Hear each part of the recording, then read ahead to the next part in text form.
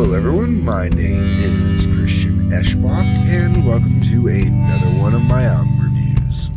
There are a lot of songs on this album, so I'm just going to jump straight into this. Okay, this is Gary Numan, Gary Numan, Tubeway Army, The Plan.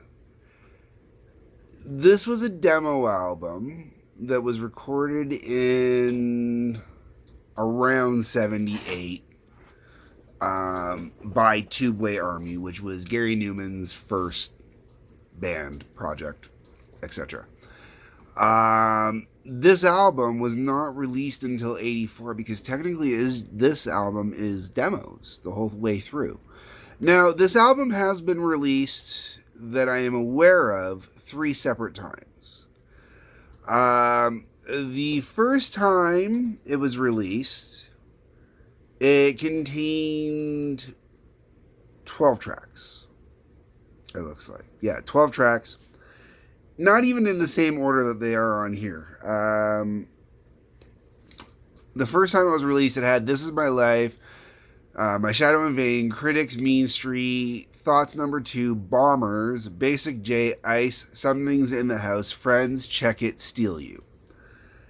The way it goes on here for the first 12 tracks is That's Too Bad, Oh Didn't I Say, Out of Sight, Bombers, My Shadow in Vain, The Machine, Thoughts Number 2, Something in the House, Check It, The Monday Troop, This Is My Life, Mean Street. So, like, half the songs are completely different, you know. But then there was the 93 reissue.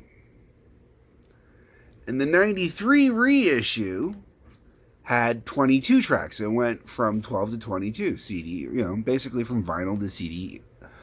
So you could almost double it, right? And then they did another reissue in 99 where they added yet 2 more tracks to it. Now, the 93 reissue and the 99 reissue are literally the same album with the same sequence for the songs. They just threw 2 extra tracks at the end on the 99 reissue. And this is the 99 reissue, so this is the album that I am going to talk about.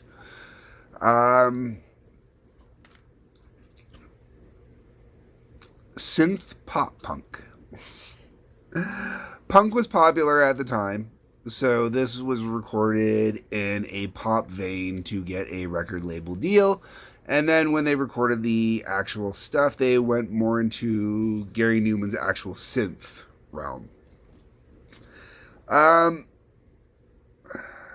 This is a mix of versions. You got single versions on here, you got original versions on here. And they're not the same versions even necessarily. I'll get into that as I go. So let's just, I guess, you know, get into the music, right? This particular album opens up with That's Too Bad. Picture Devo, you know, whip it good, doing surf rock. And that pretty much describes the entire vibe of this particular track. It starts off the album brilliantly. It's got great vibe to it, great energy to it. Can't believe it hasn't been covered by modern pop punk. My only complaint about this song is the last 20 to 30 seconds of the song are too long because all it is repeating, and it repeats way too long. There's a couple times with a few songs in here where it sounds like they were set up for guitar solos or other things to happen, and nothing's in there, so it just kind of repeats over and over. It gets a little annoying. Like a lot of there's probably about 6 or 7 songs on here that probably could lose about 20 seconds worth of extra stuff, just because there's nothing there and it doesn't do anything to add to the song. If anything, it takes away from the song. That is followed up with Oh Didn't I Say. This one's a total vibe change, which is cool.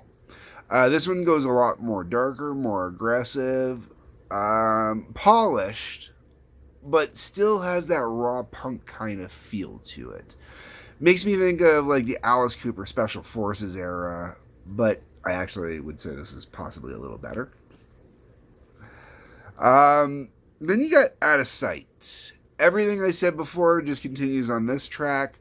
Um, I'm really digging on the bass player at this point on the album. There's nothing fancy going on with the bass, but holding down the rhythm with solid, catchy bass hooks.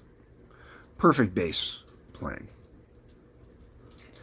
Then we're into Bombers. The song's kind of basic. It's cool while the album is playing and enjoyable, but the music really is basic.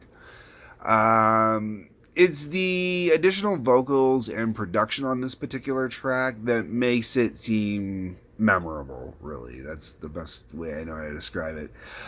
This is the original version as well. This was not the re-recorded version, which does come up later on as the single version. And it's really weird because with Too Bad at the very beginning, it was the single version at the very beginning. And it's funny because the version that's on later on, which I will talk about, I would have thought would have been the attempted single version. It really interesting. Okay, then we're into My Shadow in Vain. Every band writes this riff. The main riff of the song. Every band writes this riff when they start as a band. Every band I've ever known jams out this variation of this riff. You know, it's just natural riff that comes to every musician that plays guitar or bass. And no one's ever heard this album. Okay, that's what I'm trying to say on this. Like, this is just one of those universal riffs that you just dick around and discover on your own. However, that being said, it does give the song a great garage rock kind of vibe and sound. And it is the second longest song on this album at 4 minutes and 4 seconds. Then you got This Machine. This song is the first one that shows how much Gary really wanted to get into the synth pop side of things. It really, really does. And not in a bad way either. It works perfectly. I mean, I'm listening to this because I dig Gary Numan, so, you know, not huge, just, you know, enough to say that I enjoy his music. Thoughts number 2.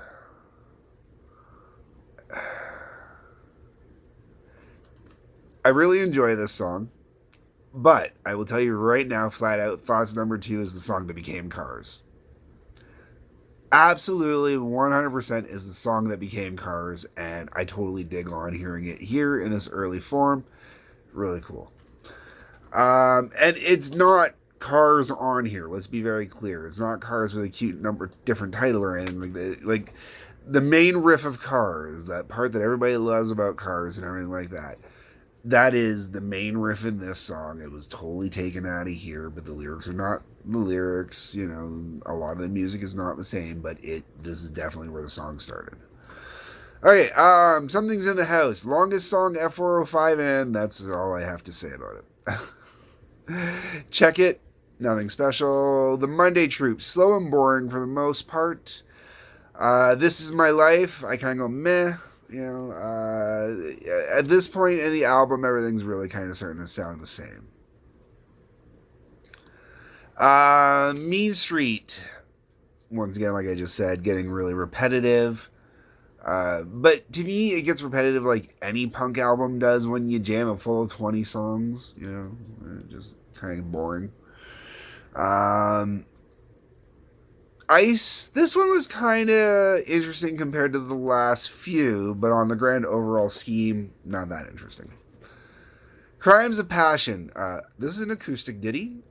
It's just about the right kind of different at this point. It's still more or less like the other stuff, just acoustic, but that really does make a difference with this one, and I enjoy the multi-tracked harmonies on the vocals on this. The Life Machine is next up. I'm really not sure how I feel about this one. I've listened to this album a few times. Really, every time I've listened to this album, I've enjoyed this album, but when I get into the mid section, everything just kind of blurs because it all gets really similar and the same. And that's why when I get to critics, it's to me kind of nothing special. Do your best.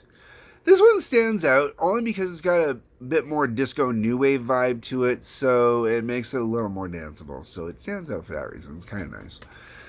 Basic J, this one feels like it was completely nicked from the Ramones by way of the Sex Pistols. I couldn't make up if the main riff on this one reminded me of the Ramones or the Pistols. I wanted to say that it really reminded me of the Pistols, but the Pistols, how many of their riffs did they kind of nick from the Ramones or whatnot? Anyways, moving on. That's Too Bad. It's the exact same song as the first one. The only difference is with the recording, there was a different tone and energy. This one feels more processed and less raw, which is interesting since the other one is actually the single version. This one here really feels kind of like he was really pushing on that synth stuff, and when it came time to release some singles, the label pushed back and said, we want you to re-record, take the processing and the synthy stuff out.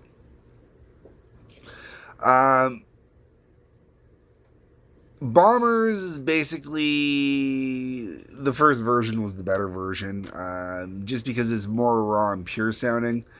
This one really went way overboard on the synthy pop side.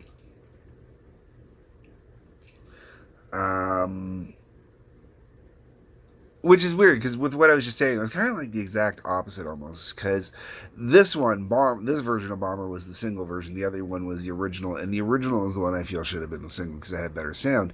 And the original one has a sound that sounds like the single version of That's Too Bad, whereas the original version of That's Too Bad sounds more like the single version of Bombers. It's kind of a weird mix that way. Then we're on to Blue Eyes. This one's okay-ish. OD Receiver. OD Receiver and Fade Out 1930, which follows that. I would enjoy both of these songs substantially more if they had been put earlier into the album, before the album got into this big repetitive kind of nature, or this everything starts to sound the same kind of nature. Because these songs do have a great functionality. They do stand out separately. There's some really kind of cool stuff. But I think 24 tracks was too much for this album and really killed some of the other songs that were on here, kind of took away from it a little bit. And then going with that, the album finishes with Don't Be a Dummy, and I'm glad it's only about 30 seconds. Now, this was a Lee Cooper advert, but I just didn't need to be here. Okay, so that being said, I think that the original release definitely would have left out some very cool and important music. As That's Too Bad wasn't even on the original release. So for me, I would say That's Too Bad, definitely worth it. Bombers, not bad, but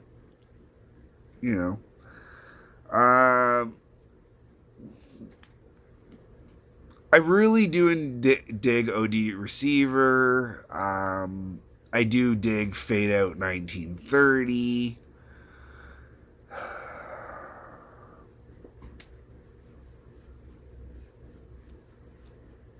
After that, it's hit and miss. Thoughts number 2, like I said, because it became Cars, is really cool that way. All the way around, if you're a Gary Numan fan, if you're into Gary Numan's music, you want to have everything, you definitely got to have this. If you've never listened to anything from Gary Numan, you're just getting into Gary Numan, I don't know if this would be the spot to start, but it could be. If you're into punk, worth checking out, If you're into synth pop, it's worth checking out as well. To me, there's a historical value to this album worth listening to. Is it an album that I would listen to regularly now that I've reviewed it? Probably not, especially since now that I've reviewed it, I'm going to give it back to my buddy Drew because it's his album. He gave it to me to borrow to do this review. His suggestion. And I suggest it's worth listening to once or twice for sure. And like I said, if you fall into any of those other categories, it's totally worth picking up. If you like punk, pick it up for the history related to the punk. If you like synth pop, pick it up for the history related to the synth pop. If you like Gary Numan, pick it up for Gary Numan. All right, folks, that's it. I'm done. Tubeway Army. Let me know what you think. Comments below. On your way down, you'll see a link to Patreon. Click on that. There's some cool stuff there. If you're on Rumble, join and follow. If you're on YouTube, like, subscribe, and bell for notifications. If you're on Locals, I got nothing here yet. On running joke now. Sorry, guys. Peace, love, take care.